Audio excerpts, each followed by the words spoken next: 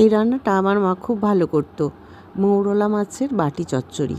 প্রথমে আলু এবং সজনা ডাঁটাকে ভালো করে লম্বা লম্বা করে কেটে নিয়ে তেলে ভালো করে ভেজে নিয়েছি। তারপর মৌরলা মাছগুলো ভালো করে ভেজে নিয়ে তুলে রেখে কড়াতে জিরে, পেঁয়াজ, আদা, রসুন সমস্ত ভালো করে কষিয়ে নিয়ে তাতে লঙ্কা, হলুদ এবং নুন দিয়ে ভালো করে কষিয়ে নিয়ে এবার দিয়ে দেব ভেজে রাখা আলু এবং ডাঁটাটা। তারপরে সেটা একটু ভালো করে কষিয়ে নিয়ে তাতে জল ঢেলে দিয়ে সিদ্ধ করে নেব। সিদ্ধ করে নেবার পর তাতে দিয়ে দেব মৌরলা মাছ ভাজাগুলো এবং তারপর তাতে দিয়ে দেবো একটু সর্ষে বা পোস্ত বাটা।